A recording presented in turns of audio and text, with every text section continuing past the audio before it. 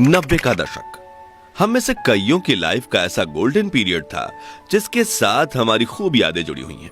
ये वो दौर था जब पैसा कम, खुशियां ज्यादा हुआ करती थी, साधन कम लेकिन समाधान ज्यादा हुआ करते थे, रिश्तों में खटास कम, मिठास ज्यादा हुआ करती थी। पैरों में भले चप्पल नहीं थी लेकिन चेहरे पर मुस्कुराहट ज्यादा हुआ करती थी। घर में भले ही पिता की एक पुरानी साइकिल हो लेकिन बच्चों के दिल में उसे चलाने की चाहत ज्यादा हुआ करती थी। कहते हैं कि गुजरा जमाना लौट कर नहीं आता, लेकिन हम कुछ पलों के लिए समय में पीछे जाकर उस जमाने की यादों को जरूर जी सकते हैं। और आज के इस खास वीडियो में हम आपको ले चलेंगे 90 के दशक के उस दौर में जिसे देख आपके बचपन की यादें ताजा हो जाएंगी, आंखों में खुशी के आंसू भर जाएंगे और दिल कहेगा वो दिन भी क्या दिन थे। तो चलिए चलते हैं इस सुहाने सफर पर। आपको याद है उस वक्त माँ ईंट और मिट्टी से बने चूल्हे पर आग जलाकर खाना बनाया करती थी और शाम होते ही बच्चे खाने का इंतजार करते हुए माँ के साथ आंगन में बैठ जाते। चूल्हा जलाने के लिए खेत से पतली सूखी लकड़ियां तोड़कर लाई जाती थीं और जिसके घर में गाय भैंस हुआ करती थी वो उनके गोबर के उपले या थेपड़ी बनाकर उन्हें सुखाते थे। फिर चूल्हा जलाने के लिए उनका इस्तेमाल होता था। और जिसके घर गाय भैंस नहीं होती थी वो पड़ोस से या मार्केट से 1 रुपए के 2 दर्जन गोबर के उपले खरीद कर लाते थे। फिर माँ फूंक फूंक कर चूल्हा जलाने की कोशिश करती थी और जब वो जल जाता था तो बच्चों की खुशी का ठिकाना ही नहीं रहता था। वहीं जब सब्जी मंडी जाने का मौका मिलता था तो वहां दुकानदारों को कोयले से जलने वाले चूल्हे पर पकौड़े, समोसे और कचौड़ी बनाते देख मुंह में पानी आ जाता था। और सामान के लिए मिले पैसों से कुछ पैसे बचा के हम नाश्ता खाने में खुद को रोक नहीं पाते थे। उस समय ना वॉशिंग मशीन होती थी, ना ज्यादातर घरों में पानी के नल।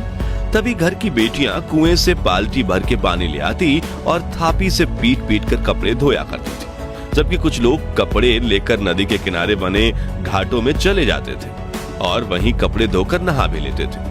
आजकल तो लगभग सभी के पास पक्के मकान हैं, लेकिन उस दौर में गांव में सिर्फ एक आधा लोगों के पास ही पक्के के मकान हुआ करते थे। बाकी गांव के पास मिट्टी से बने हुए कच्चे घर हुआ करते थे।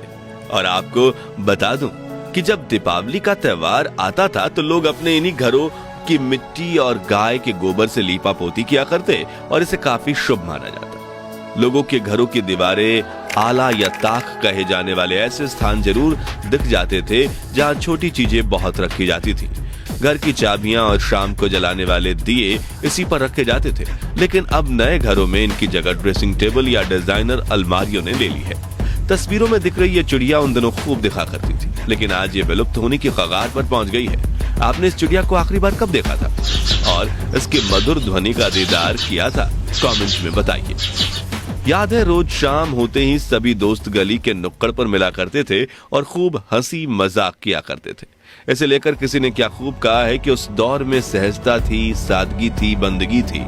ये सोशल मीडिया प्लेटफॉर्म्स नहीं थे तब जिंदगी। बच्चे में एक दूसरे के साथ कई मजेदार खेल खेलने की होड़ थी, जैसे कि राजा मंत्री चोर सिपाही, चिड़िया और छुपन छुपाई, इक्कल दुक्कल, गिट्टियां, अंताक्षरी, कच्चे पकड़म पकड़ाई, गिट्टी फोड़, आंख में चौली, लंगड़ी टांग, गिल्ली डंडा वगैरह। खैर, इनमें से बचपन में कौन सा खेल सबसे ज्यादा आपने खेला है कमेंट्स में बताइए। और अगर बचपन में आपने ये खेल नहीं खेले तो आपने 90s के बचपन का एक सुनहरा दौर मिस किया है। वहीं ये माचिस की ताश देखकर आप में से कुछ लोगों की आंखें भर आएंगी। ये ताश वही बच्चे बनाते थे जिनके पास ताश की गड्डी खरीदने के पैसे नहीं होते थे, लेकिन अपने रूल्स के साथ अपनी ताश खेलने का मजा ही कुछ और था।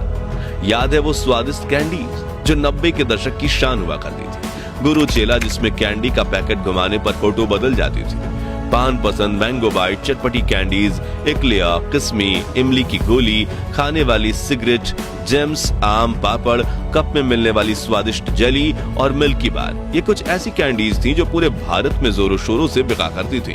खैर, इनमें से आपकी पसंदीदा कौन सी थी? कमेंट्स में बताइए। ये वो गलियां हैं जहां हम क्रिकेट खेलते वक्त जीवन की सभी समस्याएं भूल जाते थे। बच्चे बारिश के पानी में छपाक छपाक करके दौड़ते थे और अगर एक पुराना टायर मिल जाए तो छोटी सी लकड़ी की मदद से टायर को धकेलते हुए रेस लगाने का मजा ही अलग था। ये वही मोहल्ले हैं जिनके साथ हमारी सैकड़ों यादें जुड़ी हुई हैं। ये वही पेड़ हैं जहां देश के लाखों बच्चों को प्राथमिक शिक्षा मिली है और जिन बच्चों को स्कूल जाने का सौभाग्य प्राप्त होता था वो महंगी बेंच नहीं बल्कि ऐसी लकड़ी की चारपाई पर बैठकर पढ़ते थे। जब पहली बार बंगाल में इंग्लिश स्पीकिंग क्लास खुली थी तब ऐसे दीवारों पर एडवर्टाइजमेंट दी गई थी, लेकिन आजकल तो अंग्रेजी के सामने हिंदी भी फीकी पड़ने लगी है। अब नजर नहीं आते ये डाकियां जिनकी साइकिल की घंटी सुनते ही घर में खुशियों की लहर दौड़ उठती थी। पोस्ट ऑफिस तो आज भी हैं, लेकिन खत लिखने वाला कोई नहीं। याद है, गांव से शहर गए लोग जब परिवार को एसटीडी पीसीओ पर फोन किया करते थे तो पूरे गांव में खुशहाली फैल जाती थी। प्रेमी प्रेमिका तय किए गए समय पर एसटीडी बूथ के पास बैठकर एक दूसरे को फोन लगाने की राह देखते थे और सिक्के खत ना इसलिए बात करने से ज्यादा ध्यान सेकंड्स पर होता था। लेकिन यार, मजा बहुत आता। ये वो दौर था जब कांच की बोतल में तेल और रस्सी डालकर घंटों तक जलने वाली चिमनी बनाई जाती थी और रात को लाइट जाने पर इसे जलाकर घर वालों के साथ खाना खाया जाता था। याद है, उस वक्त हमारी दादी नानी सिलबट्टे और मूसल में ताजी सब्जियों को पीसकर स्वादिष्ट चटनी बनाया करती थी। आटा पीसने के लिए घर पर ही 2 पत्थर वाली घटी यानी चक्की का इस्तेमाल किया जाता था। कुछ के घरों में मिट्टी के बर्तनों में खाना बनाया जाता था और खाने की हर बाइट में आने वाली मिट्टी की खुशबू मन को प्रफुल्लित कर देती थी। बर्तन भी स्टील के नहीं थे बल्कि लोहे, तांबे, पित्तल और कांसे के हुआ करते थे और डाइनिंग टेबल की जगह जमीन पर बैठकर हाथ से खाने का मजा ही कुछ और था। चलिए अब हमारे प्यारे राजस्थान में चलते हैं और 90 के दौर की कुछ ऐसी यादों को ताजा करते हैं जिनके बारे में शायद आजकल के बच्चे को पता तक नहीं होगा।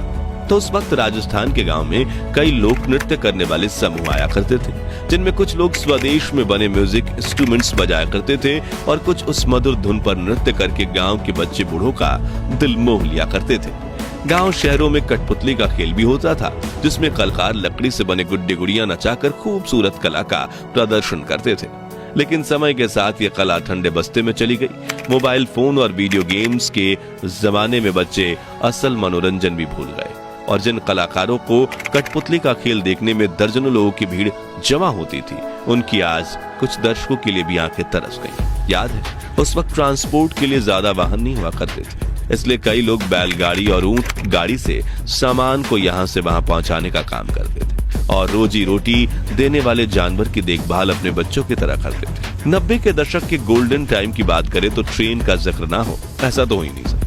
उस वक्त सिर्फ कुछ लोग जहाज में सफर कर सकते थे, इसलिए देश की 99.99% जनता के लिए दूर सफर करने के लिए ट्रेन सबसे पसंदीदा साधन हुआ करती थी।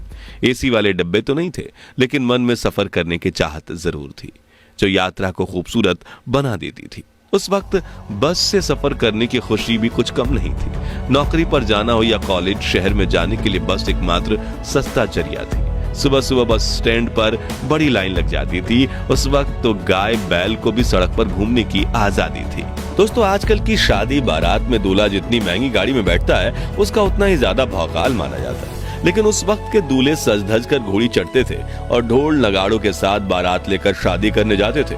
दूल्हे के यार दोस्त तो मानो अपने दोस्त की शादी को एक त्योहार की तरह मानते थे और पूरे जोश के साथ बारात में नाचकर शादी में 4 चांद लगा देते थे। कोई ज्यादा अमीर होता था तो कोई ढोल नगाड़ों के साथ बैंड भी बुलाता था, जिसमें बड़े से लाउड स्पीकर लगे होते थे और बैंड वाला गायक हर आवाज में ऐसे गाने गाता था कि बारातियों के पैर रुकने का नाम नहीं लेते थे। वहीं कुछ लोग इन लाउड स्पीकर्स का इस्तेमाल अपनी दुकान के प्रचार प्रसार में भी करते थे, जिसमें वो अपनी ही आवाज में कुछ पंक्तियां कहकर उसे कैसेट में चला देते थे।